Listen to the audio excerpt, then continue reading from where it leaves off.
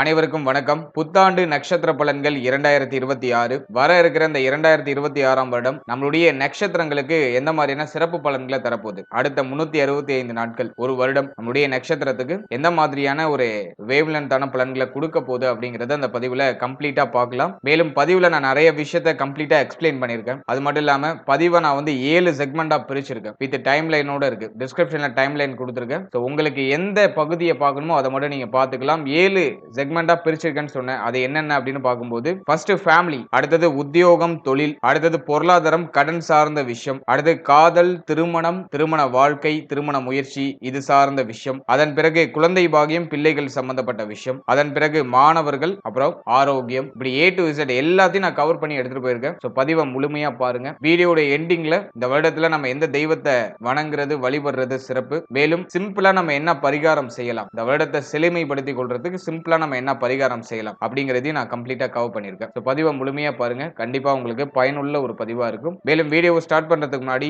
Subscribe பண்ணாதவங்களா இருக்கீங்கன்னா மறக்காம subscribe பண்ணிக்கோங்க. அப்படியே பக்கத்துல இருக்க பெல் சிம்பிளை கிளிக் பண்ணிக்கோங்க. அப்பதான் நாங்க போடுற இது போல பயனுள்ள பதிவுகள் எல்லாம் உங்களுக்கு நோட்டிபிகேஷனாக கிடைக்கும்.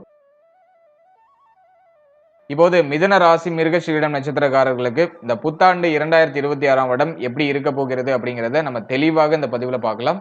முதலாவது அந்த வருடத்துல பிளானட்டரி பொசிஷன்லாம் எப்படி இருக்கு, கிரகங்கள்லாம் எந்தெந்த இடங்கள்ல டிராவல் பண்ணது நமக்கு சாதகமா இருக்கா அப்படிங்கறத ஃபர்ஸ்ட் நம்ம அனலைஸ் பண்ணலாம். இந்த 2026ஆம் வருடத்தை பொறுத்த வரைக்கும் வருடத்துடைய ஆரம்பத்துல குரு நம்மளுடைய ராசி மற்றும் நம்மளுடைய நட்சத்திரத்திலே டிராவல் பண்ணுவாரு. அதுவும் வக்ரத்துல டிராவல் பண்ணுவாரு. மார்ச் 9 வரைக்கும் குரு பகவான் நம்மளுடைய ராசி மேல வக்ரத்துல டிராவல் பண்ணுவாரு. மார்ச் 9ல வக்ர நிவர்த்தியாகி நேர்கதியில டிராவல் பண்ணுவாரு. இந்த வருடத்துல மிக முக்கியமான ஒரு பயிற்சினா அது குரு பயிற்சி தான். ஏன் அப்படி நான் சொல்றேன்னா, குரு 11 வருடம் கழித்து மீண்டும் இந்த வருடத்துல கடகத்துல வந்து உச்சமாக போறாரு. அது வந்து ஒரு மிகப்பெரிய விசேஷம். அதுவும் நம்மளுடைய ராசி நம்மளுடைய நட்சத்திரத்துக்கு இன்னும் கூடுதல் சிறப்பு. ஏன்னா குரு வந்து 7-10க்கு ஆதிபத்தியம் பெற்ற ஒரு விசேஷமான கிரகம். அவர் இயற்கை சுபர். அது மட்டும் இல்லாம நமக்கு மிக முக்கியமான இடங்களுக்கு அதிபதியாக வந்துருவார். எனவே நம்மளுடைய ராசி நம்மளுடைய நட்சத்திரத்திற்கு குரு 2ஆம் இடத்துல வந்து உச்சமாகிறது ஒரு யோகமான அமைப்பு, ஒரு உன்னதமான வளர்ச்சியை தரக்கூடிய அமைப்பு. அதனால இந்த வருடத்துல ஜூன் 1ஆம் தேதி நிகழ இருக்கிற இந்த குரு பயிற்சி நம்மளுடைய ராசி நம்மளுடைய நட்சத்திரத்திற்கு நிச்சயமாக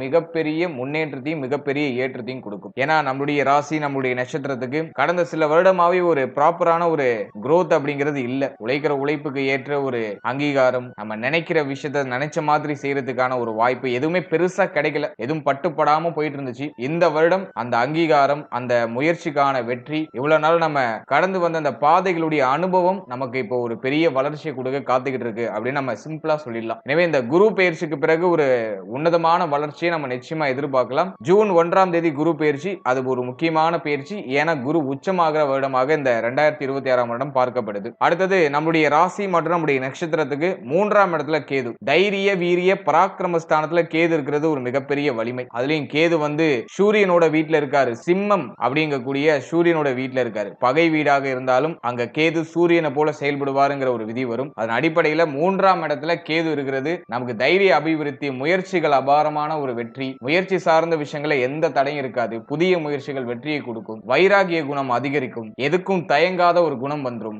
தைரியம் அதிகரிக்கும். இதெல்லாம் நம்ம ஒரு பாசிட்டிவா பார்க்கலாம். அடுத்தது 9ஆம் இடத்துல இருக்கக்கூடிய ராகு, பாகிய ஸ்தானத்துல இருக்கக்கூடிய ராகு பெருசா ஃபேவர் இல்ல. ஆனா வந்து இந்த வருடத்துல ஜூன் 1ஆம் தேதி வரைக்கும் ராகுவால பெரிய அளவுல ட்ரபிள் இருக்காது. ஏன்னா குரு பார்வையில அந்த ராகு வந்துருவாரு. குரு சண்டால யோகத்தோட இருக்கக்கூடிய ராகு பெருசா ட்ரபிள கொடுத்துறாது. இருந்தாலும் 9ஆம் ஆதிபத்தியம் சார்ந்த விஷயங்கள்ல சற்று கவனமாக இருக்க வேண்டும். அதாவது தந்தை சம்பந்தப்பட்ட விஷயம், தந்தை வழி உறவுகள் சம்பந்தப்பட்ட விஷயம், தங்க அணிகலன்கள் சம்பந்தப்பட்ட விஷயம், நம்முடைய பெயர் புகழ் பாகியம் இது சம்பந்தப்பட்ட விஷயம், இதுல சற்று கவனம் தேவை அப்படின்னு நம்ம சொல்லிடலாம். எனவே 9ஆம் இடத்துல ராகு இந்த வருடத்துல டிராவல் பண்ண காத்துக்கிட்டு இருக்காரு. அடுத்தது 10ஆம் இடத்துல ஜீவன சனி, ஜீவன ஸ்தானத்துல சனி பகவான் இந்த வருடத்தோட முதல் 6 மாதம் ஜூன் மாசம் வரைக்கும் குரு பார்வை இல்லாம சனி 10ஆம் இடத்துல டிராவல் பண்ணுவார். ஜீவன சனி பெருசா ட்ரபிள் கொடுக்கிறது இல்ல.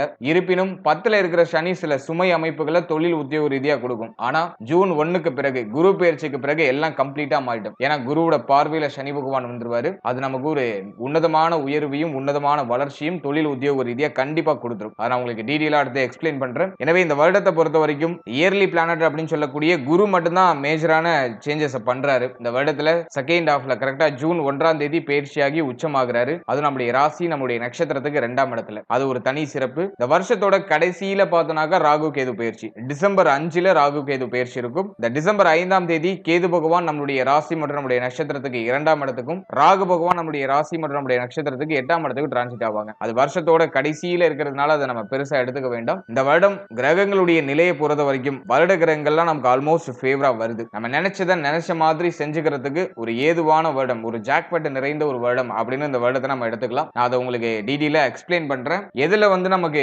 பாசிட்டிவான ரிசல்ட் அதிகமா இருக்கும், எதுல நம்ம கவனமா இருக்கணும் அப்படிங்கறத நான் செக்மெண்ட் வைஸா கிளியரா எக்ஸ்பிளைன் பண்றேன். இப்போது செக்மெண்ட் வைஸா ஒரு தெளிவான ப்ரெடிக்ஷனை நம்ம பார்க்கலாம்.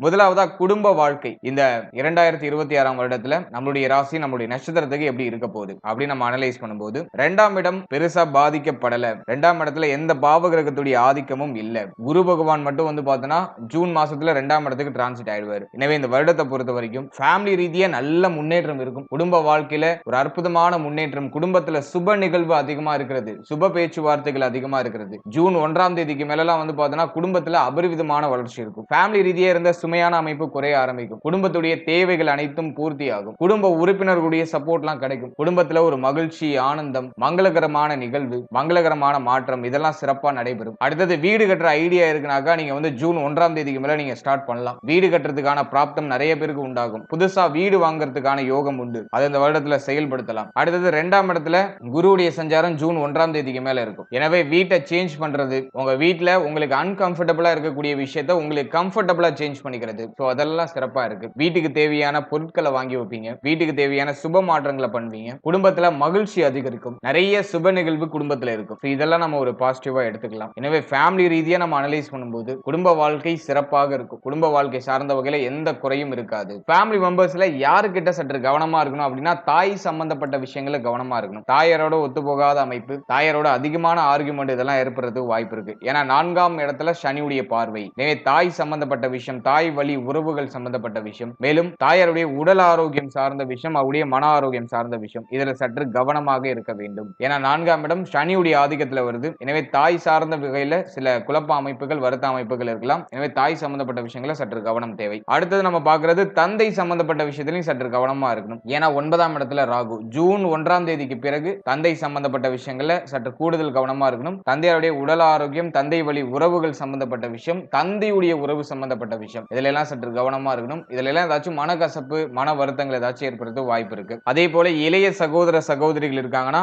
அவர்கள் சம்பந்தப்பட்ட விஷயங்களை சற்று கவனமா இருக்கணும். இளைய சகோதர சகோதரிகளோட ஏதாச்சும் சில முரண்பாடான அமைப்பு, சில வருத்தமான அமைப்பு ஏதாச்சும் ஏற்படுத்த வாய்ப்புகள் உண்டு. இந்த 2026ஆம் வருடத்துல தாய், தந்தை, இளைய சகோதர சகோதரி இவங்க கிட்ட மட்டும் சற்று கவனமா இருக்கிறது சிறப்பு. மற்றபடி இந்த வருடத்துல ஃபேமிலி ரீதியா நல்ல growth இருக்கும். குடும்பத்துல நிறைய நல்ல நிகழ்வு, நல்ல மாற்றங்கள், மன நிறைவை ஏற்படுத்துற மாதிரியான சுப மாற்றங்கள்லாம் நிச்சயமா இருக்கும். அதுல மாற்று கருத்தே இல்லை.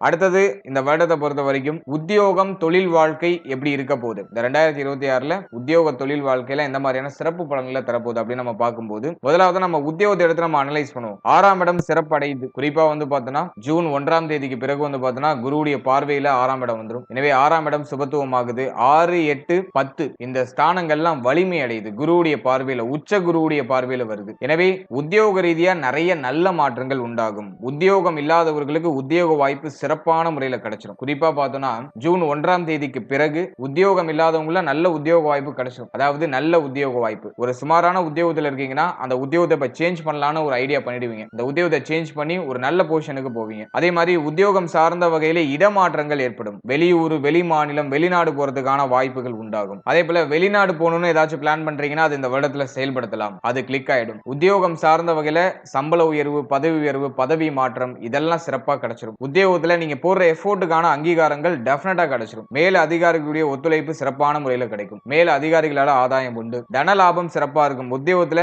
நல்ல ஒரு உங்களுடைய தகுதிக்கு தகுந்தாற் போல நல்ல ஒரு உத்தியோகம் அப்படிங்கிறது உங்களுக்கு கிடைச்சிடும். தகுதிக்கு தகுந்தாற் போல நல்ல ஊதியம் உங்களுக்கு கிடைச்சிடும். கடந்த வருடம்லாம் பார்த்தோம்னாக்கா நம்ம படிச்ச படிப்புக்கும் நம்ம பார்த்த வேலைக்கும் சம்பந்தமே இருந்திருக்காது. நம்ம உழைக்கிற உழைப்புக்கும் நம்ம வாங்குற சம்பளத்துக்கும் சம்பந்தமே இருந்திருக்காது. இப்படியே எதிர்க்கு மாறாக இந்த 2025ஆம் வருடத்துல நமக்கு சில பலன்கள் அப்படிங்கிறது கிடைச்சிருக்கும். ஆனா இந்த வருடத்துல நம்முடைய தகுதிக்கு தகுந்த சுபத்துவமான வளர்ச்சியும் சுபத்துவமான மாற்றமும் டெஃபினட்டா ஏற்படும். குறிப்பா உத்தியோகம் சார்ந்த வகையில. எனவே இந்த வருடத்துல ஜூன் 1ஆம் தேதிக்கு பிறகு உத்தியோகத்துல நல்ல ஏற்றம், நல்ல முன்னேற்றம் அப்படிங்கிறது ஏற்பட ஆரம்பிச்சிடும். அதுல மாற்று கருத்தே கிடையாது. அடுத்து தொழில் வாழ்க்கை இந்த 2026ஆம் வருடத்துல எப்படி இருக்கும் அப்படின்னு நம்ம பார்க்கும்போது 10ஆம் இடம் அப்படிங்கிறது குருவுடைய பார்வையில வந்துருது. ஜூன் 1க்கு பிறகு தொழில் ரீதியா நல்ல ஏற்றம் இருக்கும். ஜூன் 1ஆம் தேதி வரைக்கும் தொழில்ல சில சிரம அமைப்பு, சுமை அமைப்புகள் இருக்கும். ஏன் அப்படின்னாக்கா சனி பகவான் 10ஆம் இடத்துல டிராவல் பண்றாரு. இப்ப நிறைய பேருக்கு வந்து செய்யற தொழில்ல ஒரு திருப்தி இருக்காது. தொழில்ல ஒரு மாதிரி சுமை அமைப்புகள் இருக்கும். போட்ட ப்ராஃபிட்டை எடுக்க முடியுமா அப்படிங்கிற மாதிரியான சந்தேகம் இருக்கும். அதே மாதிரி தொழில் சிந்தனை சிறப்பா வந்திருக்கும். இதுல இன்வெஸ்ட் பண்ணலாம், அதுல இன்வெஸ்ட் பண்ணலாம், கடன் வாங்கி இன்வெஸ்ட் பண்ணலாம் அப்படிங்கிற மாதிரியான தொழில் சிந்தனை எல்லாம் சனி பகவான் கொடுத்திருப்பாரு. ஒரு சிலர் இன்வெஸ்ட்மெண்ட்டும் பண்ணிருப்பாங்க. நீங்க ஆல்ரெடி இன்வெஸ்ட் பண்ணிருந்தீங்கன்னா நல்ல ப்ராஃபிட்டை ஜூன் 1ஆம் தேதிக்கு மேல டெஃபினட்டா எடுத்துடலாம். அதுல மாற்று கருத்தே இல்ல. புதுசா இன்வெஸ்ட் பண்ணலாம் நீங்க ஐடியா பண்றீங்கன்னா இந்த 2026ஆம் வருடத்துல ஜூன் 1ஆம் தேதிக்கு பிறகு பண்றது சிறப்பு. அதே போல இந்த வருடத்தை பொறுத்த வரைக்கும் தொழில் ரீதியா இருக்கக்கூடிய சுமை அமைப்பு, பிரச்சனையான அமைப்பு, குழப்பமான அமைப்பு இதெல்லாம் ஜூன் 1க்கு பிறகு சரியாயிடும். தொழில்ல நல்ல ஏற்றம் அப்படிங்கிறது ஜூன் 1க்கு பிறகு உண்டு. ஏன்னா குரு பார்வையில 10ஆம் இடம் வந்துரும். சனி பகவான் பெருசா இயங்க முடியாது. உச்ச குருவுடைய பார்வையில சனி பகவான் வரதுனால தொழில் ரீதியா நல்ல ஏற்றம், நல்ல உழைப்பீங்க, கடுமையான உழைப்பை கொடுப்பீங்க. அந்த உழைப்புக்கான அங்கீகாரம் சிறப்பா கிடைச்சிடும். கடந்த காலகட்டம் எவ்வளவு உழைச்சிருந்தாலும் ஒரு அங்கீகாரம் கிடைச்சிருக்காது. எவ்வளவு உழைச்சிருந்தாலும் அந்த தொழில்ல ஒரு growth இருந்திருக்காது. ஆனா இப்போ நல்லா உழைப்பீங்க, அதுக்கான தகுந்த ஊதியம், தகுந்த அங்கீகாரம் அப்படிங்கிறது தொழில் ரீதியா டெஃபினட்டா கிடைச்சிடும். தொழில அடுத்த கட்டத்துக்கு எடுத்துட்டு போறதுக்கான வாய்ப்பை இந்த 2026ஆம் வருடம் டெஃபினட்டா நமக்கு ஏற்படுத்தி கொடுக்கும். எனவே தொழில் சார்ந்த வகையில இன்வெஸ்ட்மெண்ட் பண்ணலாமா அப்படின்னா தாராளமா பண்ணலாம். கொஞ்சம் பொறுமையா இருங்க. ஜூன் 1க்கு பிறகு பண்றது சிறப்பு. மற்றபடி ஆல்ரெடி இன்வெஸ்ட்மெண்ட் பண்ணவங்களுக்கு இந்த நேரம் வந்து ஒரு நல்ல ப்ராஃபிட்டான டைம் பீரியடா இருக்கும். 2026ஆம் வருடம் ஜூன் 1ஆம் தேதிக்கு பிறகு உத்தியோகத்துல நல்ல அபாரமான வளர்ச்சியும் அபாரமான ப்ராஃபிட்டும் டெஃபினட்டா கிடைக்கும். அதுல மாற்று கருத்தே இல்ல. அடுத்தது பொருளாதாரம், கடன் சார்ந்த விஷயம். இதெல்லாம் இந்த 2026ஆம் வருடத்துல எப்படி இருக்க போகுது அப்படி நம்ம அனலைஸ் பண்ணும்போது முதலாவதா பொருளாதாரம் அப்படி நம்ம எடுத்து அனலைஸ் பண்ணோம்னாக்கா 2ஆம் இடத்துல குரு உச்சமாகிற வருடம். எனவே தனம் ரீதியா பெருசா தடுமாற்றங்கள் இருக்காது. தேவைகள் அனைத்தும் பூர்த்தி ஆகிறதுக்கு தேவையான பொருளாதாரம் நமக்கு கிடைச்சிடும். 2ஆம் இடத்துல குரு உச்சமாகிறதுனால பெரிய பணம் எப்பயோ நம்ம இன்வெஸ்ட் பண்ணி வச்சிருந்தது இப்போ நமக்கு உதவுற மாதிரியான ஒரு அமைப்புக்கு வரும். பொருளாதார ரீதியா நல்ல ஏற்றம் நிறைந்த ஒரு வருடமா இருக்கும். பணத்தை தேடிய ஒரு பயணம் டெஃபினட்டா இருக்கும். கொஞ்சம் மைண்ட் கொஞ்சம் வந்து பெரிய லெவல்ல திங்க் பண்ண ஆரம்பிக்கும். பணம் சார்ந்த சிந்தனை அதிகமா இருக்கும். பொருளாதாரத்தை அதிகமா கெயின் பண்ணுவீங்க. அதுக்கு இந்த வருடம் வந்து ஒரு ஃபேவரான ஒரு வருடமா இருக்கு. அதே மாதிரி இந்த வருடத்தை பொறுத்த வரைக்கும் பயணத்தால ஆதாயம் உண்டு. வெளிநாடு, வெளிமாநிலம் போய் அதிகமா சம்பாதிக்கிறதுக்கான வாய்ப்புகள் உண்டு. வெளிநாட்டின் மூலமாக உங்களுக்கு பொருளாதார வரவு அப்படிங்கிறது இருக்கும். வெளிநாட்டுல ஏதோ ஒரு வகையில வெளிநாட்டு தொடர்பு மூலமாக ஒரு பொருளாதார வரவு வரதுக்கான வாய்ப்பு அதிகபட்சமா உண்டு. அடுத்தது நம்ம பார்க்கிறது பொருளாதாரத்துல எதுவும் பெருசா சிரம அமைப்பு இருக்கா அப்படின்னா அது எதுவும் இல்ல. தேவைகள் அனைத்தும் பூர்த்தியாகும். பொருளாதார ரீதியா ஒரு அற்புதமான ஏற்றம் இந்த 2026ஆம் வருடத்துல நம்முடைய ராசி, நம்முடைய நட்சத்திரத்துக்கு உண்டு. போன வருடம் மாதிரி இந்த வருடம் அந்த அளவுக்கு டஃபா இருக்காது. இந்த வருடத்துல குரு பலம் நமக்கு சிறப்பா இருக்கு. எனவே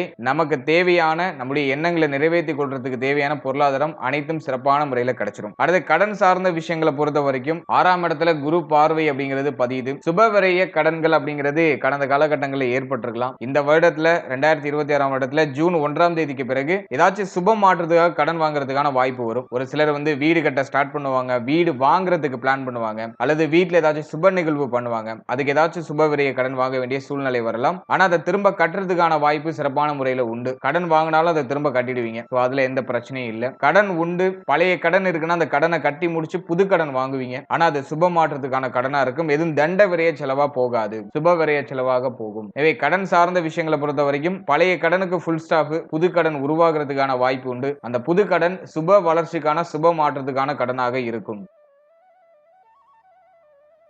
அடுத்தது காதல், திருமணம், திருமண வாழ்க்கை. இதெல்லாம் நம்ம அனலைஸ் பண்ணும்போது காதல் வாழ்க்கையை பொறுத்த வரைக்கும் பெருசா எதுவும் ட்ரபிளா இல்ல. 5ஆம் இடத்துல குரு பார்வை இருக்கு. முதல் 6 மாதம் வந்து 5ஆம் இடத்துல குரு பார்வை. அதன் பிறகு பார்த்தோம்னா 5ஆம் இடம் பெருசா பாதிக்கப்படல. எனவே காதல் வாழ்க்கையை பொறுத்த வரைக்கும் சுபத்துவமான வளர்ச்சி உண்டு. காதல் வாழ்க்கையில ஒரு நல்ல ஒரு முன்னேற்றம், நல்ல ஒரு ஏற்றம் உண்டு. பார்ட்னருடைய சப்போர்ட் பரிபூர்ணமா கிடைக்கும். காதல் உறவை திருமண உறவா கன்வெர்ட் பண்ணலாமா அப்படின்னா 7ஆம் இடத்துல சனி பார்வை இருக்கு. எனவே காதல் உறவை திருமண உறவா கன்வெர்ட் பண்றதுல சில குழப்ப அமைப்புகள், சில சிக்கலான அமைப்புகள்லாம் இருக்கும். ஆனா அந்த தடைகள் எல்லாம் தாண்டி சில குழப்பத்திற்கு பிறகு சுப செய்தி நிச்சயமா கிடைக்கும். எனவே காதல் வாழ்க்கையை பொறுத்த வரைக்கும் இந்த வருடம் பெருசா பாதிக்கல. காதல் வாழ்க்கை சுபத்துவமா இருக்கு. நிறைய பேருக்கு புதிய காதல் மலர்றதுக்கான வாய்ப்புகள் உண்டு. அல்லது அந்த காதல் உறவை திருமண உறவா கன்வெர்ட் பண்றது கொஞ்சம் போராடக்கூடிய சூழ்நிலை உருவாகும். ஆனா அந்த போராட்டம் வந்து வெற்றி அடையும் அப்படிங்கிறது என்னுடைய கருத்து.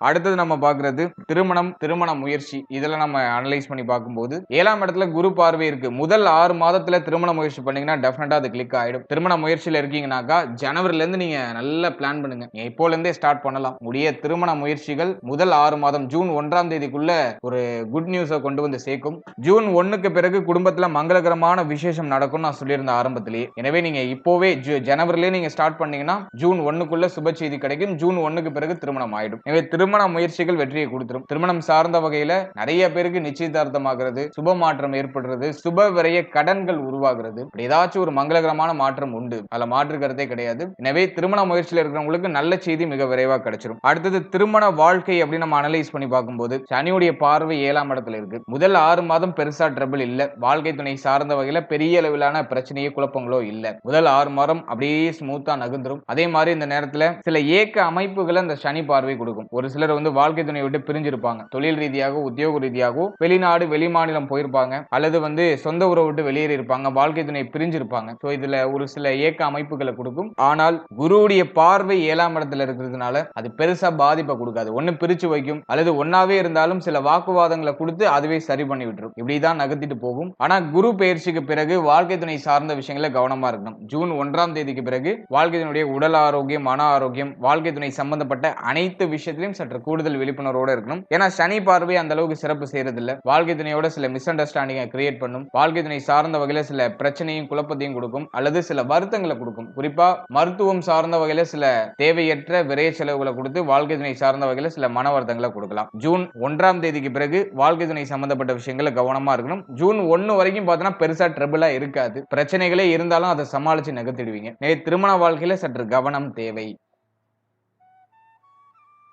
அடுத்தது குழந்தை பாக்கியம், பிள்ளைகள் சம்பந்தப்பட்ட விஷயம். இதெல்லாம் நம்ம அனலைஸ் பண்ணி பார்க்கும்போது முதலாவதா குழந்தை பாக்கியத்தை நம்ம அனலைஸ் பண்ணோம்னாக்கா 5ஆம் பாவகம் சிறப்பா இருக்கு. குழந்தை பாக்கியம் இல்லாதவங்களுக்கு குழந்தை பாக்கியத்துல சுப செய்தி கிடைச்சிரும். இந்த முதல் 6 மாதத்துல நீங்க அந்த சுப செய்தியை எதிர்பார்க்கலாம். 12ஆம் பாவகம் ஆக்டிவ்ல இருக்கிறதுனால ஒரு சிலருக்கு மருத்துவ செலவுகளோட மருத்துவ பரிசோதனைக்கு பிறகு சுப செய்தி கிடைக்கும். எது எப்படியோ இந்த வருடத்துல குழந்தை பாக்கியத்துல நல்ல செய்தி உண்டு. நல்ல குழந்தை பாக்கியத்தை முயற்சி பண்றீங்கன்னா தாராளமா அந்த முயற்சிகளை நீங்க நம்பிக்கையோட செய்யலாம். சுப செய்தி கண்டிப்பா கிடைச்சிரும். முதல் குழந்தைக்கு ட்ரை பண்றீங்க அதுல சுப செய்தி மிக விரைவா கிடைக்கும். நீங்க செகண்ட் பேபிக்கு ஏதாச்சும் நீங்க பிளான் பண்றீங்க, 2வது குழந்தைக்கு முயற்சி பண்ணிட்டு இருக்கீங்க அப்படின்னாக்கா அதுல சில தடை அமைப்புகள் இருக்கும். ஏன்னா ராகு வந்து 9ல அமர்ந்திருக்காரு. அதே மாதிரி சனி பகவானுடைய பார்வை அப்படிங்கிறது நம்மளுடைய ராசி, நம்மளுடைய நட்சத்திரத்துக்கு 7ஆம் இடத்துல இருக்கு. எனவே செகண்ட் பேபிக்கு நீங்க ட்ரை பண்றீங்கன்னா அதுல சில தடை அமைப்பு, தாமத அமைப்பு இருக்கும். ஆனா சுப செய்தி கிடைக்கும். சில குழப்பங்களுக்கு பிறகு, சில தடைகளுக்கு பிறகு சுப செய்தி கிடைச்சிடும். எனவே குழந்தை பாக்கியம் சுபத்துவமா இருக்கு. குழந்தை பாக்கியத்தை முயற்சி பண்ணலாம். நல்ல செய்தி மிக விரைவாகவே கிடைக்கும்.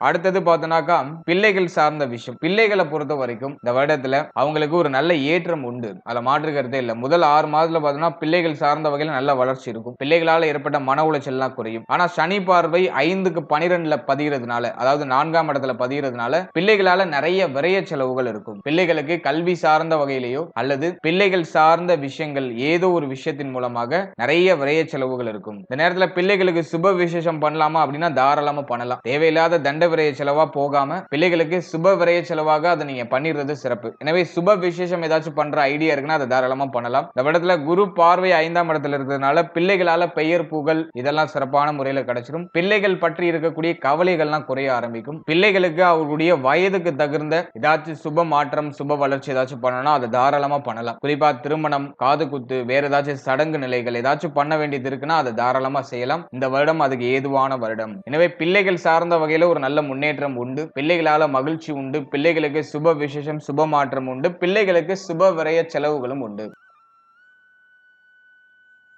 அடுத்தது மாணவ மாணவிகளுக்கு இந்த 2026ஆம் வருடம் எப்படி இருக்க போகுது அப்படின்னு நம்ம பார்க்கும்போது 4ஆம் இடம் சனியுடைய ஆதிக்கத்துல வந்துருது. மோஸ்ட்லி நிறைய பேருக்கு பார்த்தோம்னா படிப்பு மேல இன்ட்ரெஸ்டே இருக்காது. மாணவ மாணவிகளுக்கு கல்வி சார்ந்த வகையில சில பிரஷரான அமைப்பு இருக்கும், சில குழப்ப அமைப்புகள் இருக்கும். படித்து முடிக்கக்கூடிய மாணவ மாணவிகளுக்கு சில குழப்ப நிலைகள் இருக்கும். அடுத்தது நம்ம என்ன படிக்கலாம், அடுத்து நம்ம கெரியர் எதை நோக்கி நம்ம பயணிக்க போறோம், அடுத்து நம்ம என்ன மூவ்மெண்ட் பண்ணலாம் அப்படிங்கிற மாதிரியான குழப்ப அமைப்புகள் இருக்கும். ஆனால் ஜூன் 1ஆம் தேதிக்கு பிறகு அந்த குழப்பத்துக்கு ஒரு தெளிவு கிடைக்கும். ஏன்னா குரு ஜென்ம குருவா இருந்து அப்படியே நகர்ந்துருவாரு. ஜூன் 1ஆம் தேதி பயிற்சியாகி உச்சமாயிடுவாரு. ஜூன் 1ஆம் தேதிக்கு பிறகு சிறந்த வழிகாட்டுதல் ஸ்டூடெண்ட்ஸுக்கு கிடைச்சிரும். எனவே அது வரைக்கும் ஓவரா குழப்பிக்க வேண்டாம். கல்வி சார்ந்த விஷயங்களை பொறுத்த வரைக்கும் எதையும் தள்ளி போடாம, அலட்சியம் காட்டாம, சற்று கூடுதல் விழிப்புணர்வோடு இருந்து படிக்கும்போது சுப வளர்ச்சியும் சுப மாற்றமும் நிச்சயமா உண்டு. ஏன்னா அந்த நேரத்துல நிறைய பேருக்கு வந்து கவனச்சிதறல் அதிகமா இருக்கும். ஏன்னா 4ஆம் இடத்துல சனி பார்வை. எனவே கவனச்சிதறல் அதிகமா இருக்கும். தேவையில்லாத விஷயங்களை அதிகமா மனசுல போட்டு குழப்பிக்கிறது, நிறைய டிஸ்ட்ராக்ஷன்ஸ்க்கு ஆளாகிறது, இதெல்லாம் வந்து இந்த நேரத்துல கொஞ்சம் அதிகமா இருக்கும். அதெல்லாம் சற்று நம்ம சரிப்படுத்திக்கிறது ரொம்ப நல்லது. படிப்புல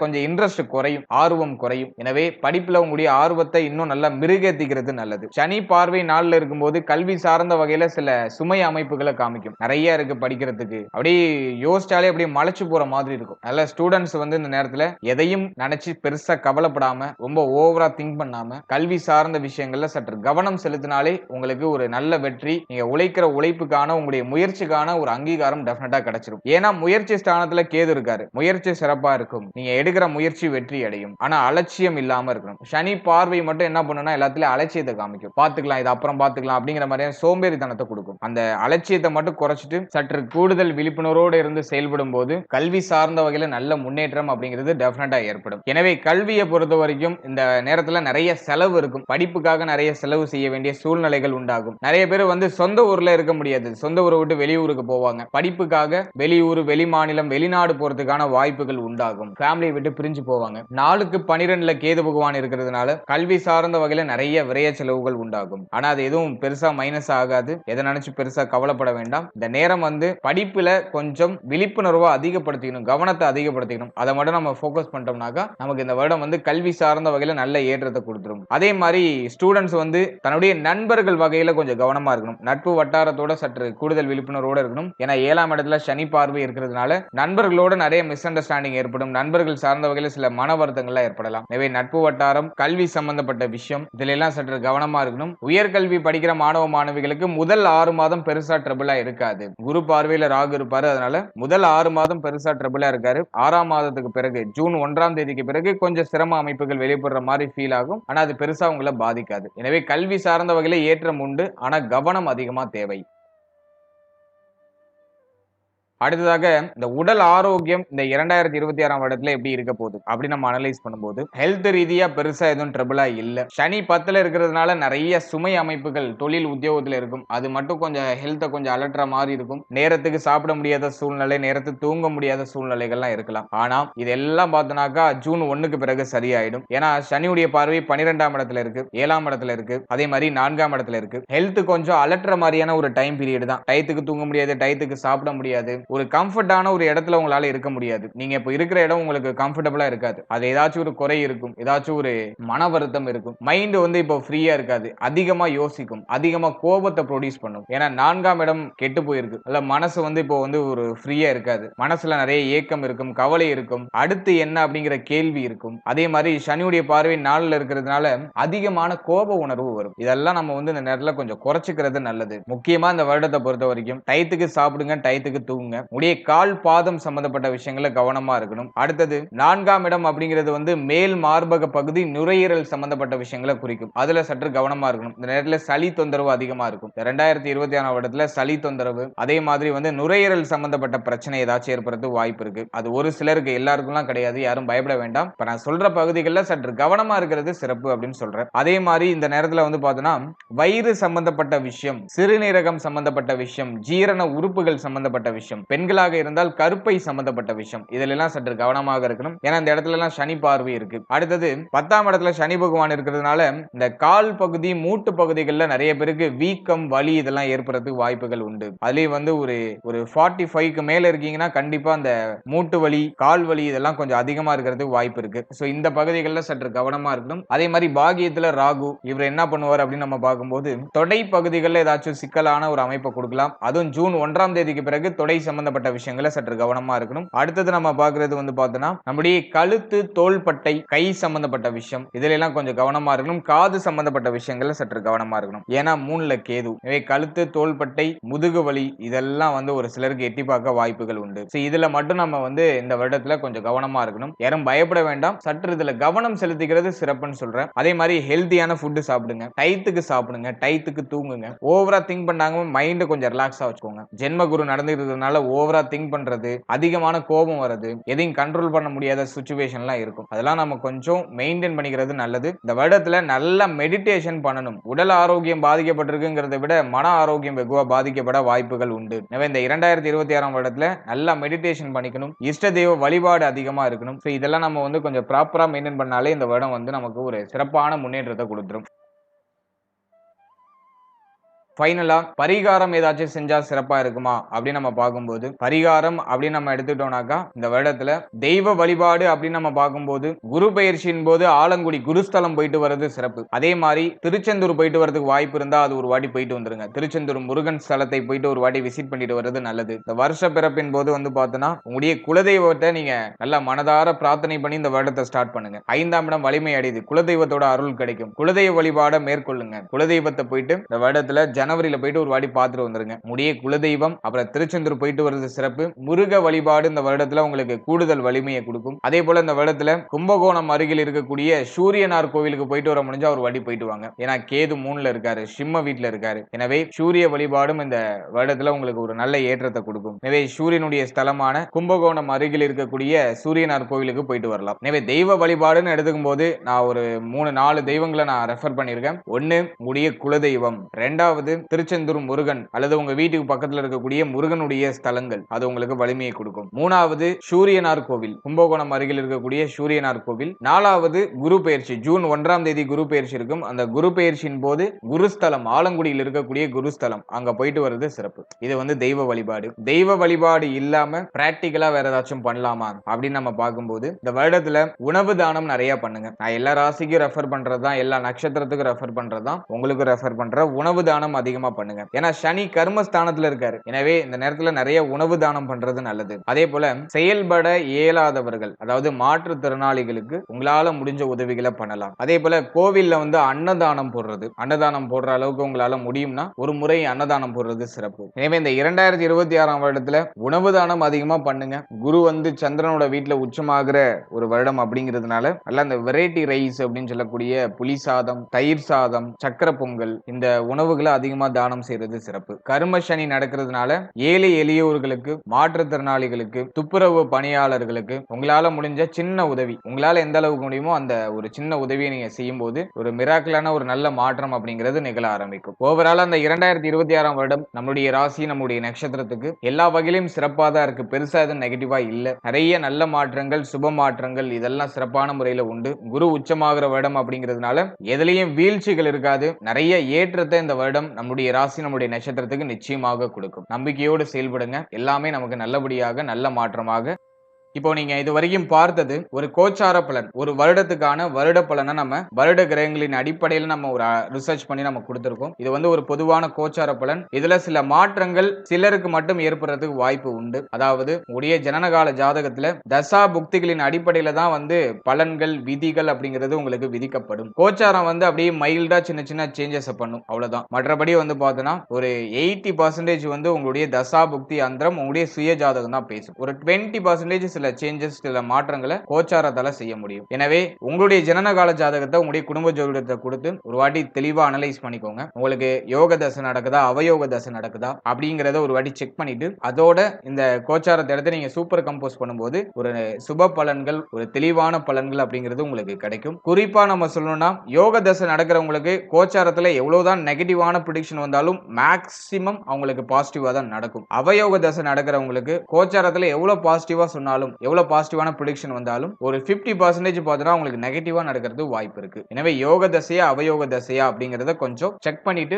அதன் பிறகு இந்த கோச்சாரத்தை நீங்க எடுத்து சூப்பர் கம்போஸ் பண்ணும்போது உங்களுக்கு தெளிவான ஒரு பலன், ஒரு தெளிவான ஒரு ஐடியா உங்களுக்கு கிடைச்சிடும். மேலும் நம்மளுடைய சேனல்ல இதுக்கு முன்னாடி சூரியன், சந்திரன், செவ்வாய், புதன், குரு, சுக்கிரன், சனி, ராகு, கேது இந்த கிரகங்கள் எல்லாம் 12 பாவத்துல எங்க இருந்தா யோகம், எங்க இருந்தா அவயோகம் அப்படிங்கிற ஒரு பேசிக்கான ஒரு ஜெனரல் அவேர்னஸ் ஒரு வீடியோ ஆல்ரெடி ரிலீஸ் பண்ணிருக்கோம். அது ஆல்ரெடி நல்ல சக்சஸ்ஃபுல்லா ரன் ஆயிட்டு இருக்கு. சோ அந்த பதிவை நீங்க பார்க்கலைன்னா டிஸ்கிரிப்ஷன்ல லிங்க் நான் கொடுத்திருக்கேன். சோ அதை நீங்க வந்து ஒரு வாட்டி செக் பண்ணி பாருங்க. உங்க ஜாதகத்துல இந்த நவகிரகங்கள் எங்க அமர்ந்திருக்கு அப்படிங்கறத ஒரு வாட்டி பார்த்துட்டு அந்த அமர்ந்த வீட்டுக்கு என்ன பலனை இந்த கிரகங்கள் செய்யும் அப்படிங்கறத நான் அந்த பதிவுல சொல்லியிருப்பேன். சோ டைம் இருக்கும்போது அந்த பதிவும் ஒரு வாட்டி செக் பண்ணி பார்த்துட்டு உங்களோட ஃபீட்பேக்கை கமெண்ட் செக்ஷன்ல சொல்லுங்க. மேலும் நம்மளுடைய சேனல்ல இதுக்கு முன்னாடி 12 ராசி 12 லக்னம் 27 நட்சத்திரம் இதுக்கான ஒரு பொது பலன் வாழ்க்கை பலன் அப்படிங்கிற ஒரு செக்மெண்ட்ல நம்ம கிளியரா 12 ராசி 12 லக்னம் 27 நட்சத்திரத்துக்கான பொது பலனை நம்ம கிளியரா ரிலீஸ் பண்ணிருக்கோம். அந்த பதிவுகளை நீங்க இன்னும் பார்க்கலைன்னா அந்த பதிவுகளையும் ஒரு வாட்டி செக் பண்ணி பாருங்க. அந்த பதிவை பார்க்கும்போது உங்களை பற்றிய உங்களுடைய வாழ்க்கை பற்றிய ஒரு தெளிவு ஒரு புரிதல் உங்களுக்கு கம்ப்ளீட்டா கிடைக்கும். சோ அதுவும் உங்களுக்கு கண்டிப்பா யூஸ்ஃபுல்லா இருக்கும். அதுக்கான லிங்கும் டிஸ்கிரிப்ஷன்ல இருக்கு. டைம் இருக்கும்போது அதையும் செக் பண்ணி பார்த்துட்டு உங்களுடைய ஃபீட்பேக்கை சொல்லுங்க. மேலும் இந்த பதிவு பற்றிய உங்களுடைய கருத்து என்ன அப்படிங்கறத மறக்காம கமெண்ட் செக்ஷன்ல உங்களுடைய ஃபீட்பேக்கை கொடுத்துட்டு போங்க. மேலும் இந்த 2026ஆம் வருடம் அனைவருக்கும் மிக சிறப்பாக மகிழ்ச்சியாக நல்ல முன்னேற்றம் நிறைந்த ஒரு வருடமாக இருக்க இறைவனை பிரார்த்தனை செய்து இந்த பதிவை நான் நிறைவு செய்றேன். மேலும் இது போல இன்னொரு இன்ஃபர்மேட்டிவான பதிவுல உங்களை சந்திக்கிறேன். அது வரைக்கும் மிக்க நன்றி. And finally very limited time. So be cool, stay happy, stay healthy and enjoy. வாழ்த்துக்கள். நன்றி.